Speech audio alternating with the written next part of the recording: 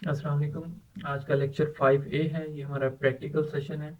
इसके अंदर हम प्रैक्टिकली देखेंगे कि प्रोडक्ट लिस्टिंग किस तरह करते हैं। इससे पिछले लेक्चर में हमने पढ़ा था कि अमेज़ोन के ऊपर हम अपनी प्रोडक्ट को किस तरह लिस्ट करते हैं, उसका टाइटल किस तरह लिखते हैं, उसके बुलेट पॉइंट्स को कैसे लिखा जाता है, उसकी डिस्क्रिप्शन को कैसे लिखा जाता है, उसमें इमेजेस और उसके मुतालिक हमने तमाम डिटेल्स जो पढ़ी थी। इसके अंदर हम प्रैक्टिकली कर हम देखेंगे कि हमारा टूल्स जो है इसमें किस तरह काम करते हैं, टूल्स को हम कैसे यूज़ करते हैं। इसके अंदर मुख्तलिफ टूल यूज़ करते हैं, जिसमें एक हीलियम 10 है, जंगल स्काउट है और दूसरे टूल्स भी आते हैं।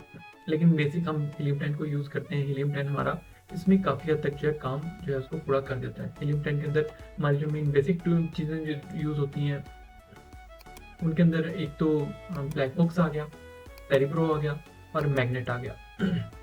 जो ब्लैक बॉक्स है, ये प्रोडक्ट रिसर्च करने में यूज़ होता है कि किसी भी हमने प्रोडक्ट को रिसर्च करना है कि कौन सी ऐसी प्रोडक्ट है जो हमारे क्राइटेरिया पे पूरी उतरती है, उसके लिए हम ब्लैक बॉक्स को यूज़ करते हैं।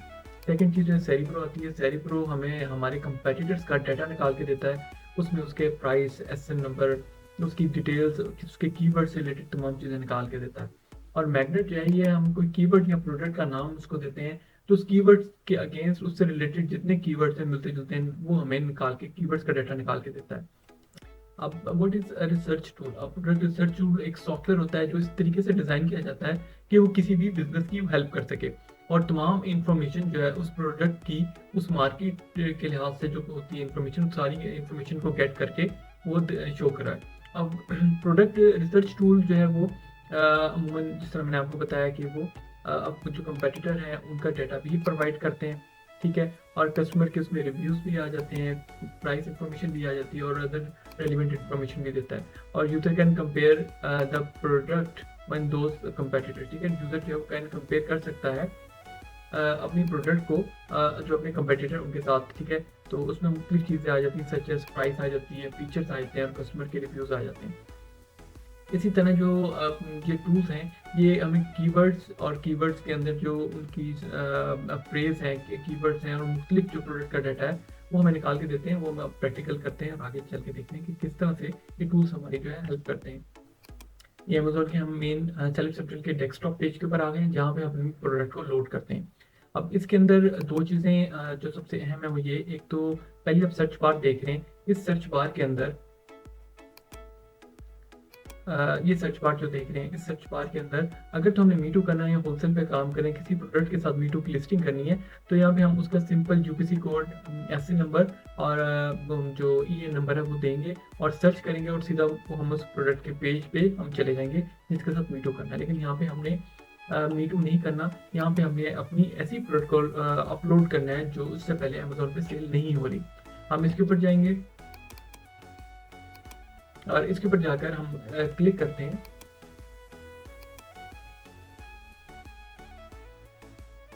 अब हम अमेजोन की लिस्टिंग पेज के ऊपर आ गए हैं, ठीक है। अब लिस्टिंग पेज पे हमने यहाँ पे क्या लिखना है, उस प्रोडक्ट के मुतालिक लिखना है जो प्रोडक्ट हमने अपलोड की है। मैंने वर्ड के अंदर उसका टाइटल और बुलेट पॉइंट पहले बना के रखे हैं। हम यहाँ पे उसको सिंपल कॉपी पेस्ट कर,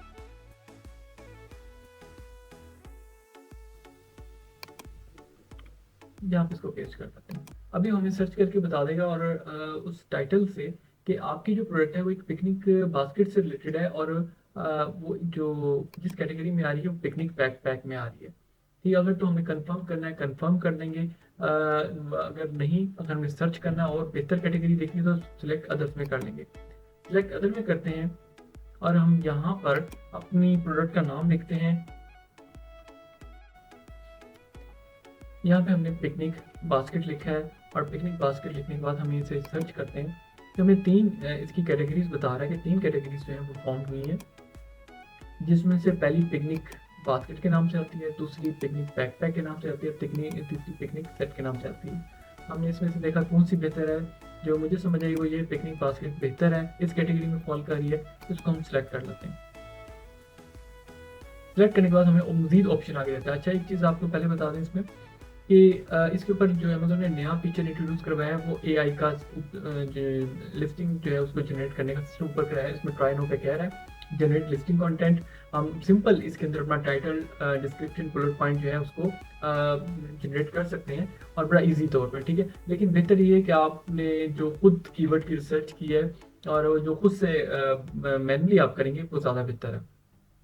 चलिए नेक्स्ट देखते हैं इसके अंदर। अगर तो इसके अंदर एक ऑप्शन पूछ रहे हमसे कि दिस प्रोडक्ट हैज़ वेरिएशन, कि इस प्रोडक्ट में कोई वेरिएशन है। वेरिएशन मैंने आपको बताया था, जिस तरह कलर, उसके साइज, मटेरियल, मॉडल नंबर कुछ हो गए।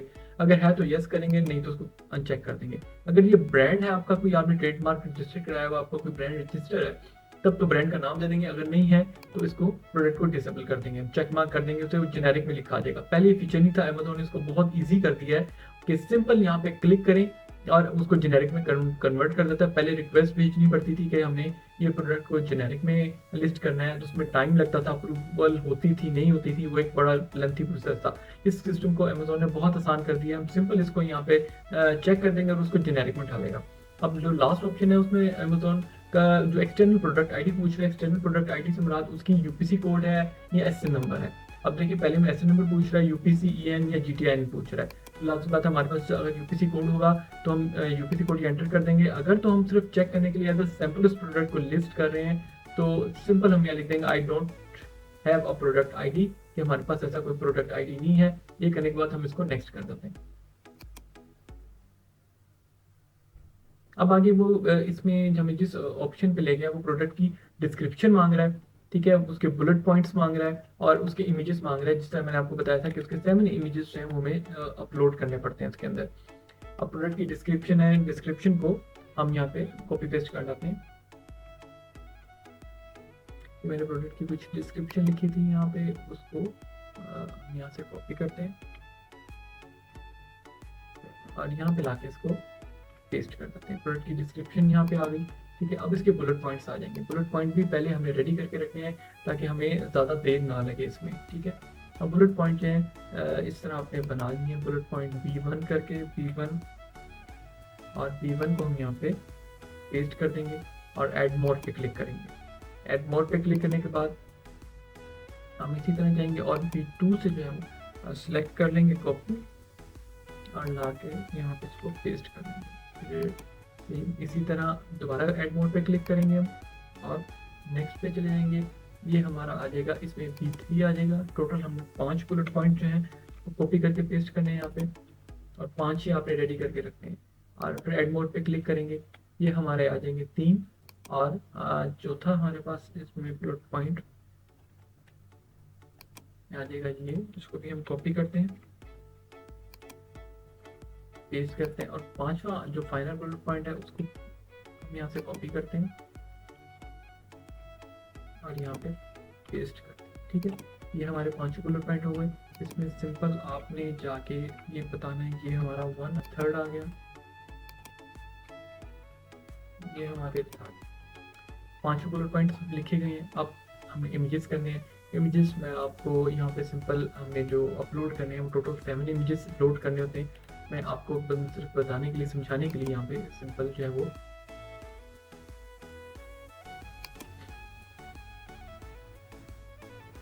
मैंने एक सिंपल एक इमेज जो है वो अपलोड कर दी है आपको दिखाने के लिए।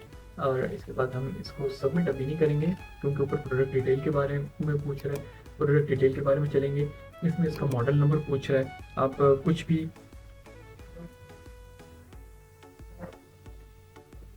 पिकनिक बास्केट आ गया दूसरा, ठीक है। मैन्युफैक्चरर उसका कौन सा है, मैन्युफैक्चरर भी यहाँ पे लिखते हैं हम, इसमें ABC कुछ भी मेंशन कर दें। ये चीज़ एक आ जाती है इसमें जेनेरिक कीवर्ड। जेनेरिक कीवर्ड वो है जो हमारे बैकएंड पे काम करते हैं, अमेजोन यहाँ पे शो नहीं करता इसको। यहाँ पे हमने अपने जेनेरिक कीवर्ड लिखे होते हैं। इसकी हमें जो टूल्स हैं उनकी मदद से हमें एक लिस्ट बनानी होती है और जो इसमें हाई सर्च वॉल्यूम के कीवर्ड्स हम यूज़ करते हैं, जिस तरह मैं यहाँ पे लिखता हूँ